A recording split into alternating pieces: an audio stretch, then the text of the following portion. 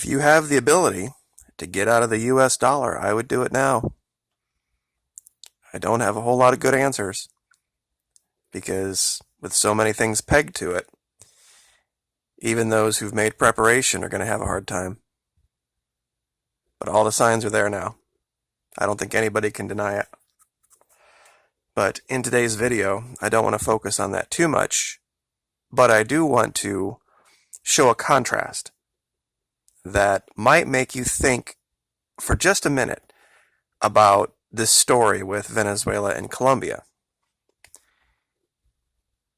You see, there was a time when Venezuela was doing just fine, and Colombia, right next door, was having massive internal problems. They still do have a running civil war going on, and millions of people fled that country. Some estimates up to 5 million out of a country of 40. Fled into Brazil and Ecuador and Venezuela and Panama and here to the United States. But you would then have to ask yourself a question, why didn't we see starving Colombians? Well, you see, that's an easy one to answer. That's a very easy question to answer. Number one, all of the Colombians that were fleeing that civil war, the drug war, went to places that were socialist. They went to Venezuela. I didn't hear any complaints from 1996 to 2013 about how horrible socialism was in Venezuela when it was providing food and shelter and health care and refuge to the millions of Colombians that were fleeing that country, that U.S. pro-capitalist country, that even with millions, tens of hundreds of millions of dollars, billions over the decades, couldn't stop the war, couldn't feed its people, couldn't house its people. And their refugees were taken care of by all of the countries in the region and the United States. It just got to be normal everyday practice. People just got used to it.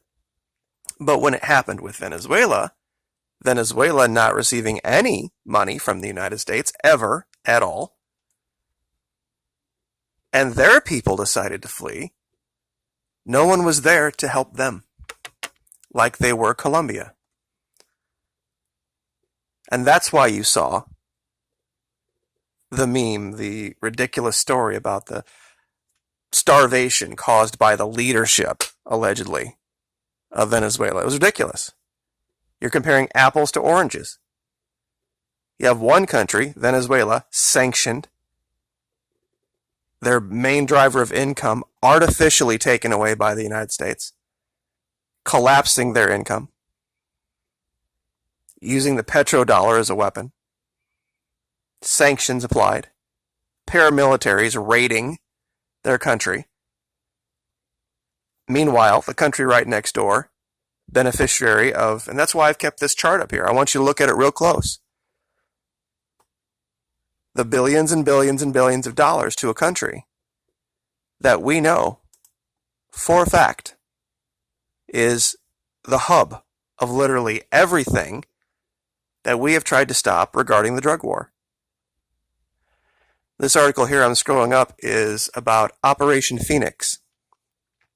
You see, a lot of people don't know what this was, but it almost started World War III. See, there was this FARC leader that was residing in Ecuador. He had traveled from Venezuela. And the Colombians tapped one of his phone calls, found out where he was, and launched an operation across the border with Ecuador and nearly caused an international incident. And when the Venezuelans found out about it, they moved 10 battalions to the border and were ready to overrun Colombia and free them from the yoke of U.S. imperialism, and that was a quote from Chavez. And what Colombia did was completely in violation of international law. It was absolutely, they were trying to cook up some story about how they had actually found him in Colombia and were chasing him and he just had run across the border, which was a complete lie. And then once the lies came to light, the U.S. involvement in it was revealed. And this became a major incident.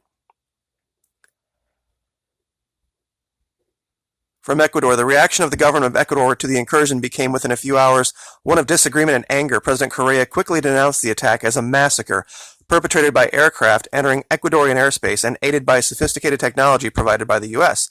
He faulted President Uribe for lying and for a wanton attack on Ecuadorian territory. Correa also claimed that some of the dead had been shot in the back and reported that international humanitarian laws were violated.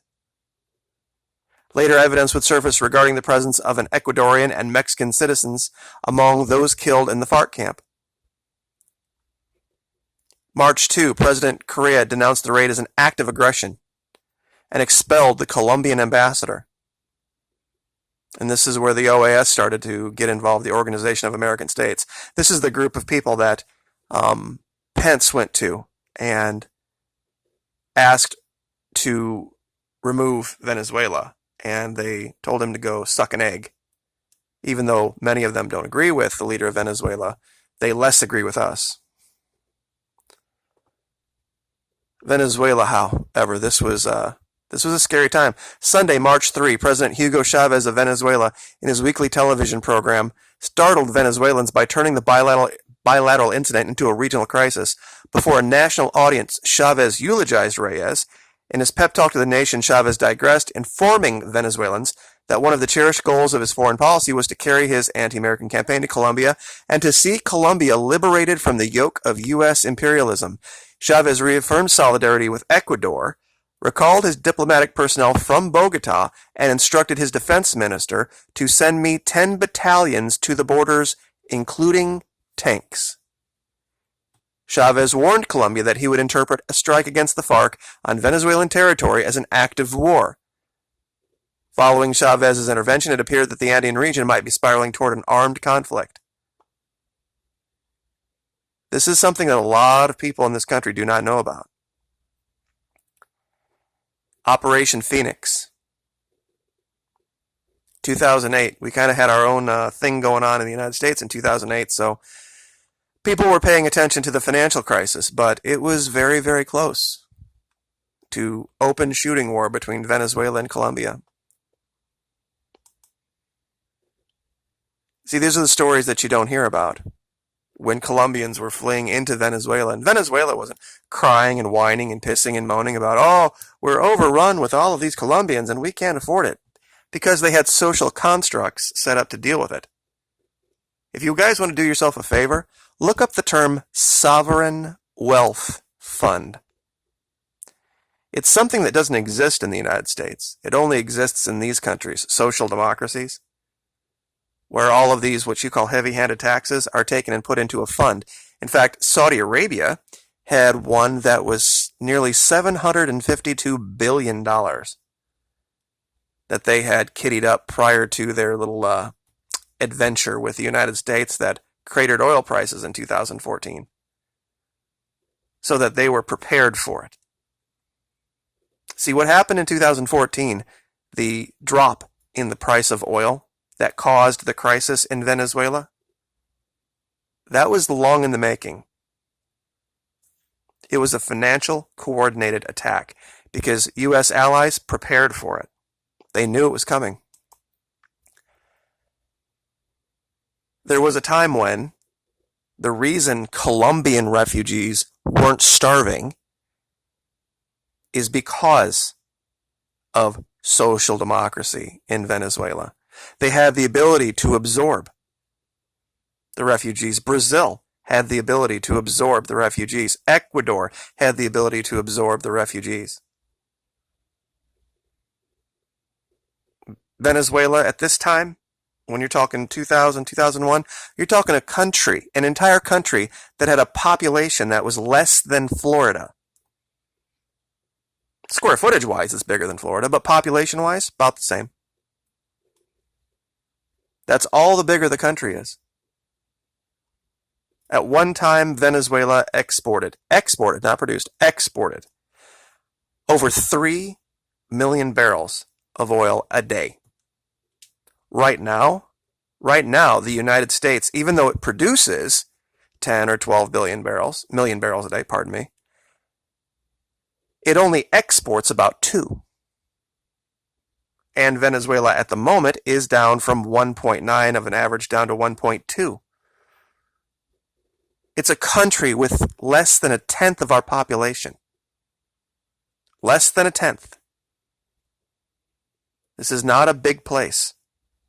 It doesn't have the ability to just absorb and create other industries and just stand up, other export bases. A good portion of its population still doesn't read or write, or some of them don't even speak Spanish. And those are the people that Venezuela is trying to take care of. But these are the stories that the military, the media, sorry, kind of a Freudian slip there. I've been dealing with some problems, personal ones. I'm sure a lot of you know about it. They don't want you to know. They do not want you to know the real story, the one that would require you to look into history. For a long time, Colombia was the problem child down there. And by a long time, I mean my entire lifetime. And all of a sudden now, in the last 4 to 5 years, there's a crisis in neighboring Venezuela, and everybody has decided they're going to forget what Colombia has been doing to the region for nearly half a century.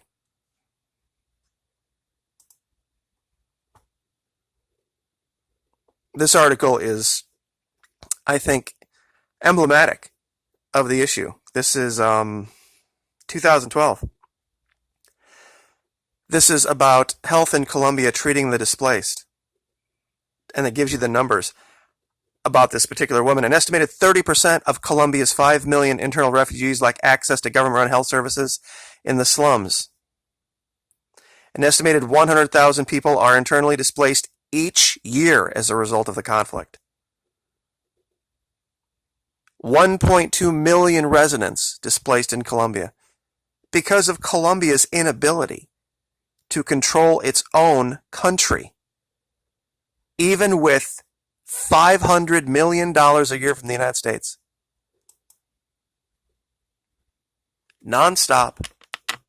War without end. No one's saying a word about it. Starvation stopped by other socialist countries. But now that an actual socialist country has a problem, one that they can trace right back to Washington, D.C., and we've done that here at the channel, end of the world. End of the world, and now we're talking about invading and overthrowing. And interesting story here. I'll link you this one. Venezuela's dispossessed. Half of Venezuela's Jewish community fled under Hugo Chavez. Golly gee, I wonder why. In this story, it describes people not starving people, actually very wealthy people, realizing that that government seemed to have an issue with the Israeli way of thinking. And I will leave it there, and I'll let you figure the rest of that out on your own. So, anyway, if you can explain this, I would really like to hear it. Like, share, subscribe. You guys have a great day.